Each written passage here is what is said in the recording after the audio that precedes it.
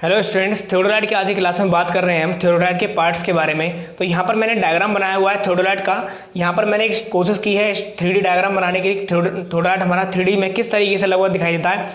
तो हमें अप्रॉक्सीमेटली जितने भी हमारे मेन पार्ट्स हैं थियोडोलाइट के, उन मेन पार्ट्स के बारे में हम यहाँ पर बात करेंगे। तो मैंने क्या किया है, इसमें थियोडोलाइट को जनरली हमें 3 असेंबली में डिवाइड किया गया है। थियोडोलाइट हमारे 3 पार्ट में होता है। और थियोडोलाइट में देखिए सबसे ऊपर यहाँ पर आपको डायग्राम दिखाई दे रहा है, जिसमें कुछ पार्ट्स हैं। अलग अलग लेक्चर्स में अलग अलग पार्ट्स के बारे में जानेंगे। इसे हम कहते हैं एलिडेड असेंबली। दूसरा ये वाला पूरा जो जोन है ये हमारा है हॉरिजॉन्टल असेंबली। और तीसरा हमारा सबसे बॉटम में है, ये है लेवलिंग असेंबली। तो आज की क्लास में हम जानते हैं कि लेवलिंग असेंबली के बारे में। सबसे पहला लेक्चर है लेवलिंग असेंबली के बारे में। सेकंड लेक्चर होगा हॉरिजॉन्टल सर्किल असेंबली के बारे में। और जब हम थर्ड लेक्चर बनाएंगे एलिडेड असेंबली के बारे में। तो इसके पहले लेक्चर में हम समझते हैं कि लेवलिंग हेड असेंबली में कौन कौन से पार्ट होते हैं। तो सबसे पहले मैं आपको डायग्राम में बताता हूं।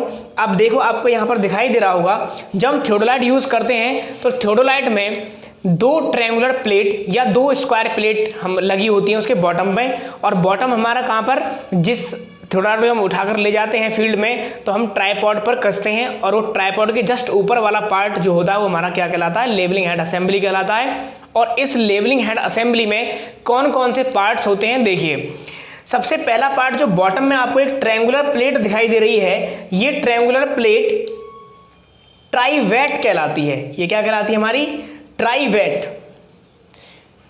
इस प्लेट को हम कहते हैं ट्राइवेट। दूसरी है हमारी, अब दूसरी प्लेट जो हमारी अपर प्लेट है, इसे हम कहते हैं ट्राइव्रेज। इसे हम कहते हैं ट्राइव्रेज। तो पहली हमारी जो सबसे बॉटम लोअर मोस्ट प्लेट है ट्रायंगुलर प्लेट, तो लेवलिंग हेड असेंबली में एक हमारा पार्ट हो गया लोअर मोस्ट हमारी ट्रायंगुलर प्लेट, जिसे हम ट्राइवेट के नाम से जानते हैं। और उसके ऊपर वाली जो हमारी प्लेट है उसे हम ट्राइव्रेज के नाम से जानते हैं। ट्राइवेट और ट्राइव्रेज दोनों प्लेटों को आपस में जोड़ने का काम करता है फुट स्क्रू। तो इसमें आप देख रहे हैं यहाँ पर 3 फुट स्क्रू लगाए गए हैं, एक और यहाँ पर दूसरा, ये तीसरा फुट स्क्रू लगाया गया है। और इन्हीं फुट स्क्रू की मदद से थियोडोलाइट की लेवलिंग भी की जाती है। या आप यूं कहें कि लेवलिंग में हम बबल ट्यूब को बीच में लेके आते हैं। बबल ट्यूब में जो हमारा बुलबुला होता है उसे हम कहाँ लेके आते हैं, मिडिल में लेके आते हैं। तो मिडिल में लाने का काम किसके द्वारा किया जाता है, हमारा लेवलिंग हेड असेंबली। और उसमें मेन रोल प्ले कौन करते हैं, फुट स्क्रूज करते हैं। तो जानते हैं आज की क्लास में हम इन पार्ट्स के बारे में। तो देखिए यहाँ पर हमने लिखा हुआ है कि लेवलिंग हेड असेंबली। अब इस लेवलिंग हेड असेंबली में सबसे नंबर हमारा पहला पार्ट कौन सा है, पहला पार्ट हमारा है ट्राइवेट। दूसरा पार्ट है ट्राइव्रेज। दूसरा पार्ट हमारा है ट्राइव्रेज। तीसरा पार्ट है फुट स्क्रू। Foot screw. तो पहला पार्ट हमारा क्या है, ट्राइवेट एक ट्रायंगुलर प्लेट है जो कि सबसे लोअर मोस्ट प्लेट है, जैसा कि अभी आपको मैंने डायग्राम में दिखाया था। आप देख रहे हैं यहाँ पर सबसे हमारी जो लोअर मोस्ट प्लेट है, इस प्लेट को हम क्या कहते हैं, ट्राइवेट कहते हैं। इस प्लेट के जस्ट ऊपर हमारी सेम इसी के शेप और साइज की हमारी दूसरी प्लेट होती है, जिसे हम कहते हैं ट्राइव्रेज। तो अब ट्राइवेट और ट्राइव्रेज क्या है हमारी, एक तो ट्राइवेट क्या है, एक हमारी लोअर मोस्ट ट्रायंगुलर प्लेट है। लोअर ट्रायंगुलर या स्क्वायर प्लेट भी हो सकती है, ये लोअर ट्रायंगुलर प्लेट। दूसरी जो ट्राइवेट है, ट्राइव्रेज है, ये हमारी कौन सी है, upper triangular plate. Upper triangular plate. Upper triangular plate. अब इसी में हम ये देखते हैं कि अपर ट्रायंगुलर प्लेट और लोअर ट्रायंगुलर प्लेट को आपस में कनेक्ट कौन कर रहा है, फुट स्क्रू। तो फुट स्क्रू हमारे किस तरह हो सकते हैं इसमें, तो जब ट्राइवेट और ट्राइव्रेज को आपस में जोड़ने का काम करता है फुट स्क्रू। और फुट स्क्रू हमारे होते हैं 3। तो फुट स्क्रू हमारे कुछ इस शेप में होंगे, देखिए इस तरह से हमारे होंगे। तो क्या रोल है फुट स्क्रू का, ये समझते हैं। यहां पर देखिए इन फुट स्क्रू का यूज हम किस तरह से करते हैं, जब हमें पूरे लेवलिंग इंस्ट्रूमेंट में हमारी 2 बबल ट्यूब होंगी।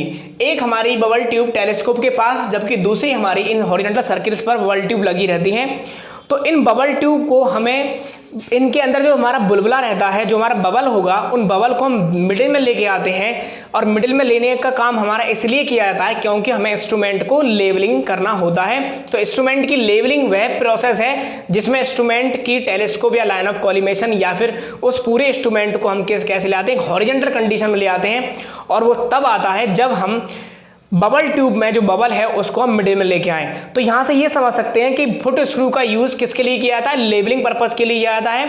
आप ये भी समझ सकते हैं कि जो हमारी बबल ट्यूब है उसका जो बबल है उसको हम मिडिल में लेके आएंगे, तो उसके लिए हमारी मदद कौन करता है, ट्राइपॉड इसमें फुट स्क्रू में लगे हुए हमारे तीनों स्क्रू की मदद से हम इस बबल को मिडिल में लेके आते हैं। तो क्या प्रोसीजर है, किस तरीके से इन फुट स्क्रू को हम किस तरीके से चलाएंगे, उसको हम चलाने का एक फिक्स तरीका है, वो हम समझते हैं। यहाँ पर देखिए, अगर आप लेवलिंग प्रोसेस कर रहे हैं और फुट स्क्रू का आपको यूज पता करना है किस तरह से यूज करेंगे, तो सबसे फर्स्ट केस में हम क्या करेंगे, फर्स्ट केस हम देखेंगे इसका।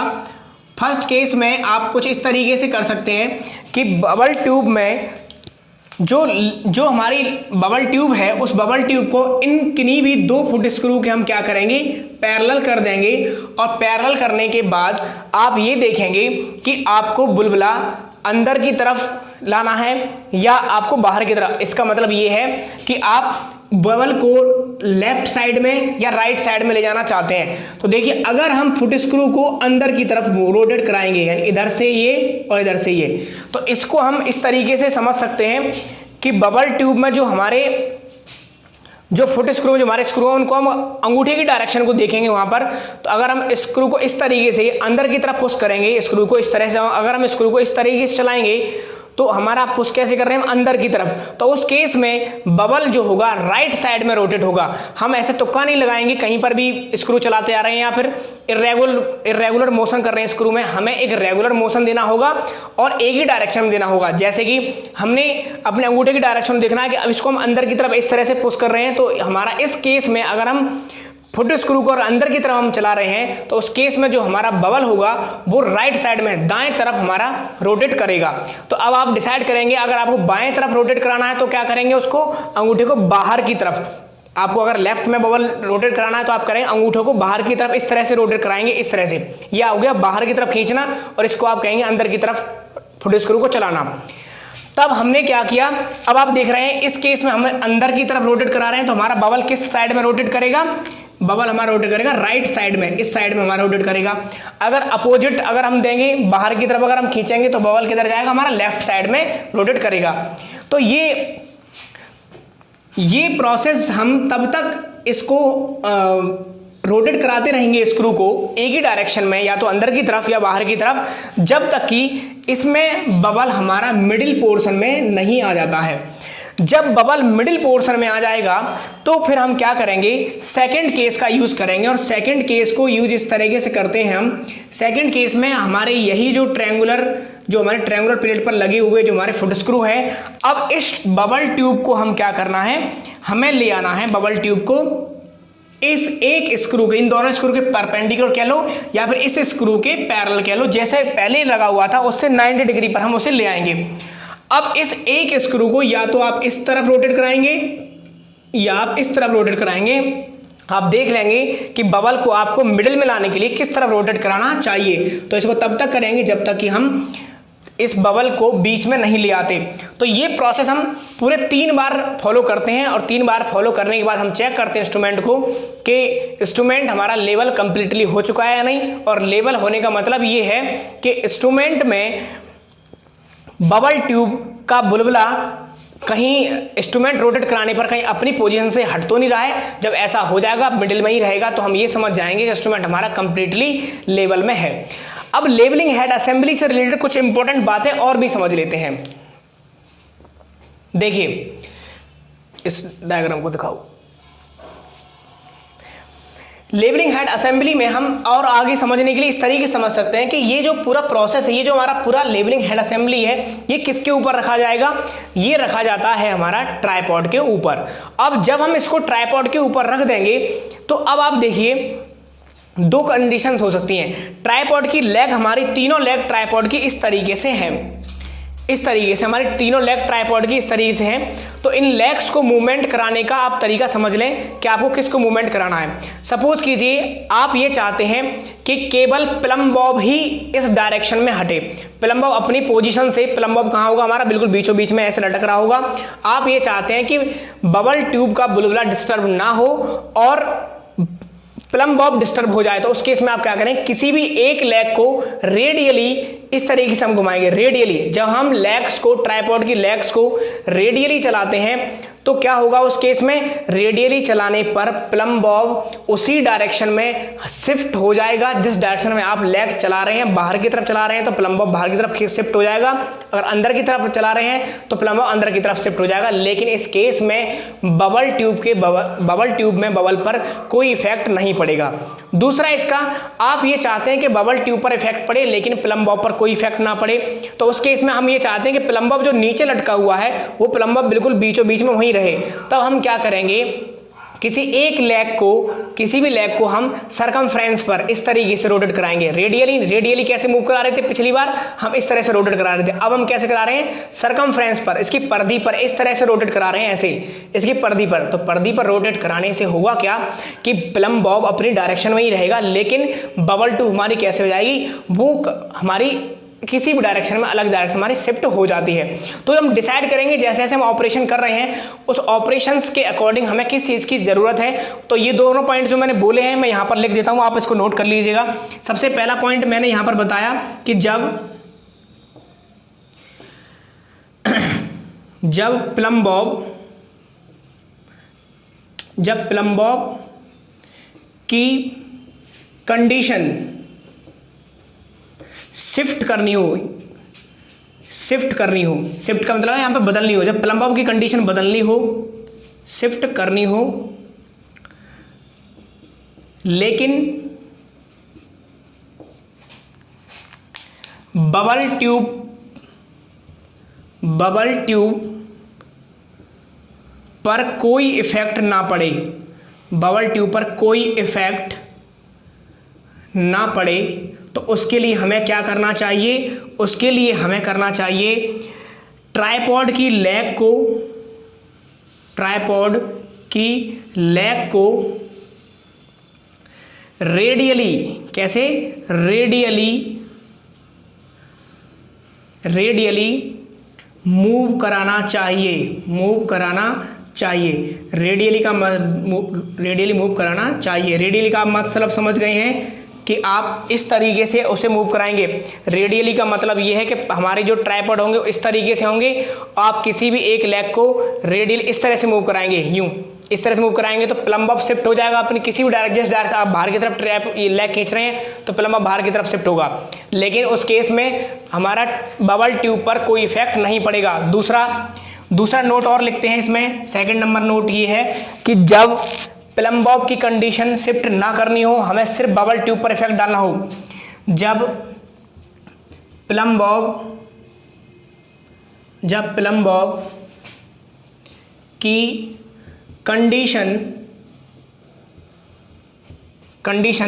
शिफ्ट ना करनी हो, लेकिन यानी हमें प्लम बॉब की कंडीशन कैसे रखनी है, अनअफेक्टेड, कोई इफेक्ट नहीं पड़ना चाहिए उस पर, और लेकिन बबल पर इफेक्ट पड़े, यानी बबल अपनी कंडीशन से हट जाए, तब उस केस में अगर ऐसी सिचुएशन कहीं हमें करनी पड़ेगी तो क्या करेंगे, हम ट्राइपॉड की लेग को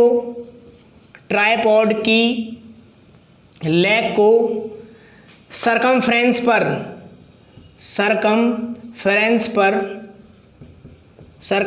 पर यानी आप कह सकते हैं परिधि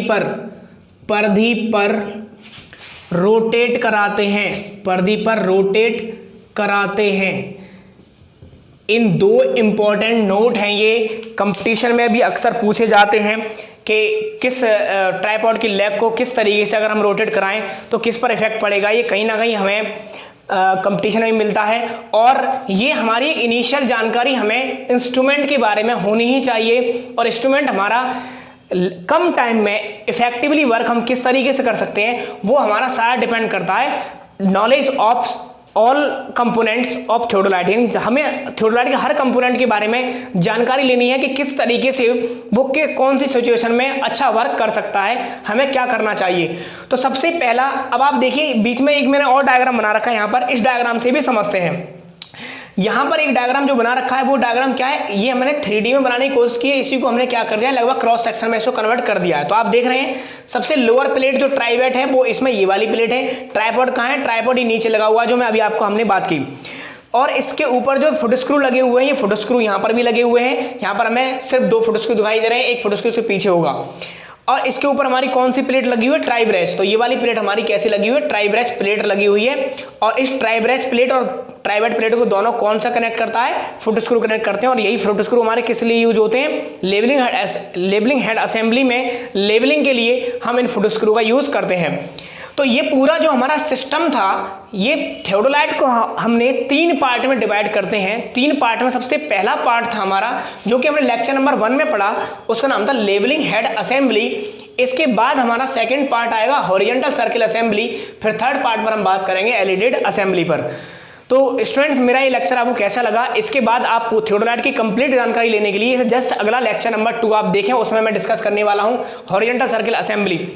तो और मेरे चैनल को लाइक और सब्सक्राइब करें और इसमें कमेंट करके बताएं आपको लेक्चर किस तरह से लग रहे हैं। और आगे जितने भी डिप्लोमा के इंजीनियरिंग के स्टूडेंट हैं, चाहे वो रेगुलर क्लासेस कर रहे हैं या फिर वो कंपटीशन की तैयारी कर रहे हैं और उन्हें इंपॉर्टेंट है सर्वे पढ़ना, तो आप मेरा ये लेक्चर देख सकते हैं, इसमें आपको कंप्लीट नॉलेज मिल जाएगी। Thank you students.